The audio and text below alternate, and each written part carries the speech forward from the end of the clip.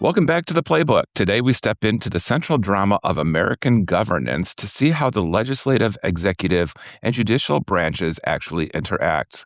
We will demonstrate how the mechanics of checks and balances serve as our primary defense against the concentration of power. Our featured guest is Dr. Michael Lynch, Associate Professor of Political Science at the University of Georgia.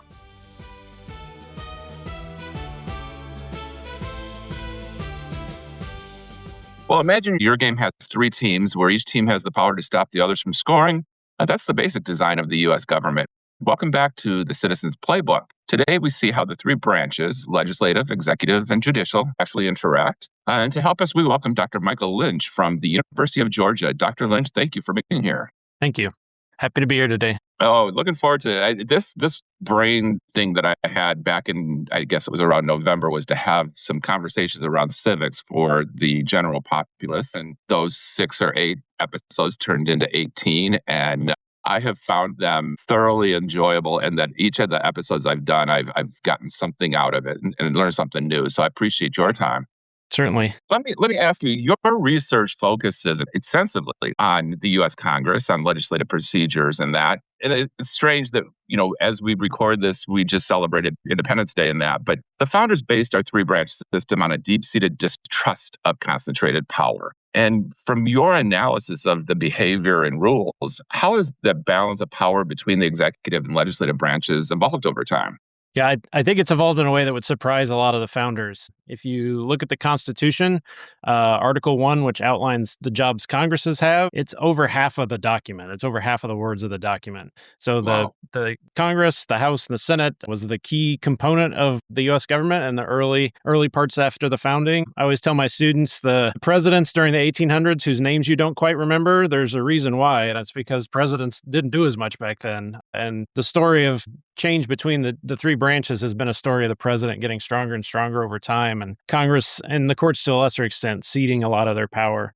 When you look at that federal checks, like Senate confirmation hearings and veto overrides, how much of this balancing act is driven by the pure constitutional architecture versus those shifting realities of modern strategies? Yeah, well, the Constitution it's a document of compromise. There's a lot of people with a lot of different views that had a hard time balancing all those during the Constitution and the convention. And I don't think it's surprising that they provided us with a form of government that requires us to compromise. It's hard to pass a bill. You have to go through the House and Senate. There's a filibuster in the Senate, so sometimes you need supermajority votes. And there, the president can be involved if he ends up vetoing things. So it's a difficult process, and that's the way it's designed. And it forces us to compromise, which is or try to.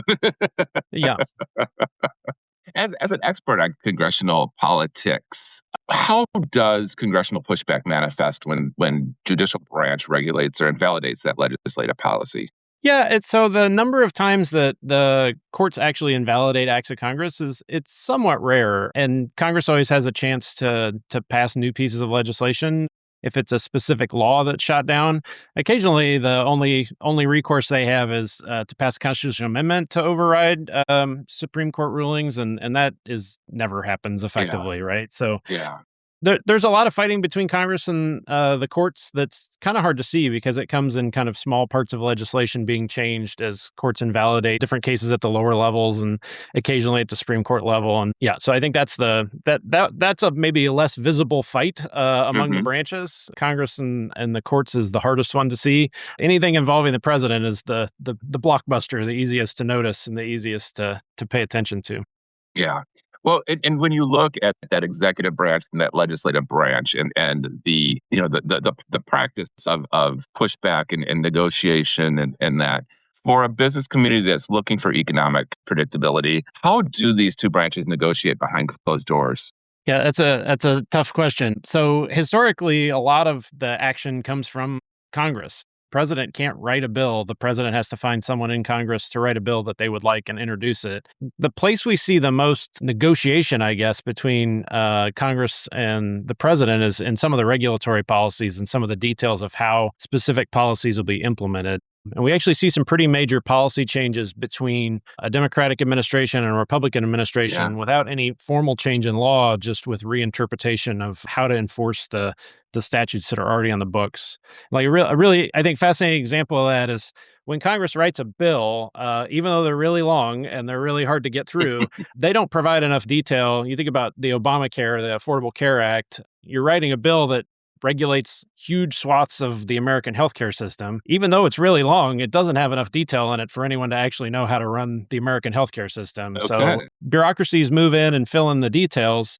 In that particular act, there's over 1,400 spots in the Affordable Care Act that says the secretary shall or the secretary may, which gives the Health and Human Services Secretary the authority to go in and fill in those details so we can actually have a working healthcare system as we react to changes, COVID, changes under their healthcare policy. So there's a lot of movement that we don't see in that regular legislative process that's happening. It's not totally hidden, but it's a lot harder to see than these bills being passed and bills being signed or vetoed by the president. Well, I appreciate that. I appreciate the example to help us have a better understanding. And I know in a future episode, we're going to talk about the way policy is implemented from that law. And so this gives us a little bit of a tease for them that our listeners listen to. So thank you.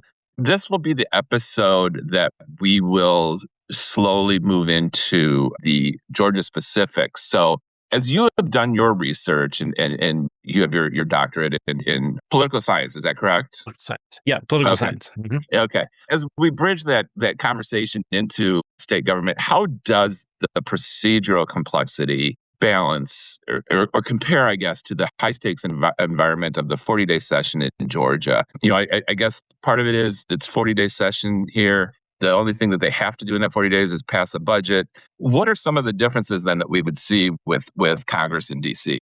I think in some ways there's a lot of parallels. The governor and the president have access to a really large bureaucracy and lots of people that are employed full time that allow them to know a lot about a lot of policies and have a lot of opinions and work they can do on trying to implement policies through regulation and other means. Congress, even though Congress is in session all year long and Congress has staff, the tools at their disposal are kind of dwarfed by what the president has. And then across the street from the Capitol, the Supreme Court has almost no one who works over there, right? So it's part of it is the president is a CEO of a corporation with effectively millions of employees working for him. And Congress, they have staffers, but they all fit on Capitol Hill pretty easily. So it's a much smaller operation, and we see that parallel, maybe even more exacerbated by that short session in the Georgia State House, where it's hard to gain expertise on every policy if you're a part-time legislator and you are only in session 40 days.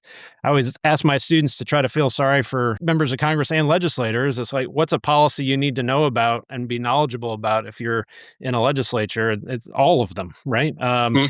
And being able to learn about, I'm from Kansas, the complexities of an interstate water compact and healthcare policy and tax policy and law enforcement, right? It's really arduous for a true citizen legislator to come in and kind of know what's going on. And I think because of that, we see this at the national level for sure, and it happens in Georgia as well. The president and the governor end up leading and driving policy because they have the resources and the staff to know, to have a better idea of what to do and what policies need to be changed and how. Well, and I think that's a great point, because when you look at a 2-year session for 40 days each, and I'm from Illinois, so like there, even the state senators had 6-year terms. Down here, everybody's got everybody in the state legislature has 2-year terms. So that's a lot of changeover that can happen. So just as you get your training wheels are ready to come off and you understand those policies and that, then it's you might have somebody else replacing you. Mm-hmm. Yeah. No, I agree. And I think that's an argument I've heard that a lot of people make against things like term limits, is when you already have that little time in session and that short of a term and that much turnover naturally, creating even more turnover potentially gives even more power to the executive branches at the state and federal level. Absolutely.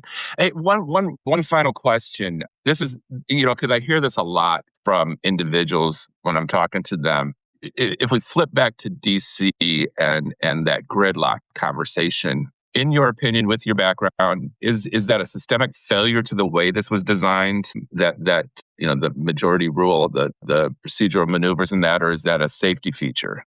Well, so gridlock is good and bad. You were Mhm. talking earlier about business owners. If you ask me what healthcare policy is going to be next year, what tax policy is going to be next year, it's probably going to be the same as this year Yeah, because it's really, really hard to pass legislation. And in terms of economics, I think there's some real advantages the U.S. system has where we don't have a new party come in like they would in potentially the UK, take over parliament and like change everything they would like to change because they don't need acquiescence from any other people. The US system moves slowly, and that has an advantage. Now, the flip side of that is when what the public wants is not represented in law, it takes a while for it to finally get there. So things like the civil rights movement, I think a good case I talk about in class is same-sex marriage. Polling on who wanted same-sex marriage moved much more quickly than the policies to match that desired change. So in some areas, we see really slow movement that it effectively it depends. Do you like the laws we have now? If you do, great. We're going to probably keep them. If you're looking for change, that's problematic. And so for some fiscal areas, I think that's problematic too. I spent a lot of time worrying about the federal debt and the potential implications that has for myself, but also my students and people in my students' generation. It's really hard to solve long-term problems in the system we have now, even though both parties recognize the problem. If they don't share a solution, then we don't do anything, and we let problems continue to get worse and amplify as we wait to find consensus on a solution. So Congress is unfortunately best at responding to emergencies right now and passing sure. legislation for something that has happened that we can respond to right now. That's a great point. I appreciate that. I appreciate that. Dr. Lynch, thank you so much for your time. I appreciate you sharing that knowledge with our listeners, and really, really can't thank you enough. Oh yeah, thanks so much for having me. I appreciate it. Absolutely. My pleasure.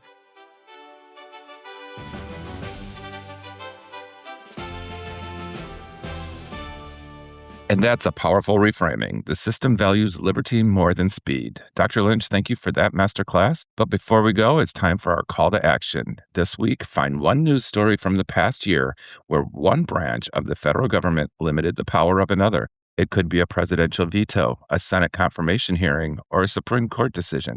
And as you read the story, ask yourself, was this check effective? Did it lead to a compromise, or did it just create more gridlock?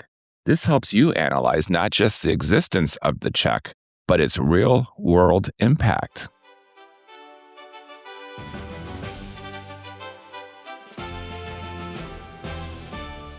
A tremendous thank you to Dr. Michael Lynch for giving us an inside look at political institutions and institutional friction, and for his leadership at the University of Georgia. If you enjoyed learning about the real-world impact of checks and balances, please share this episode with your civic networks and colleagues.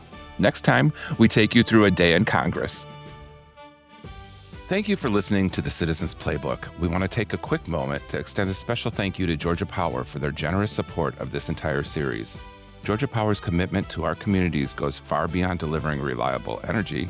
They are actively investing in an informed, engaged, and empowered Georgia. Their partnership is what helps us bring these critical civic conversations right to your headphones. We are incredibly grateful for their support. The Citizens Playbook is hosted by Joseph Henning and State Judge Stephen Knights Jr., produced by Trinity Archer. This has been a Henry Chamber Media production, copyright 2026.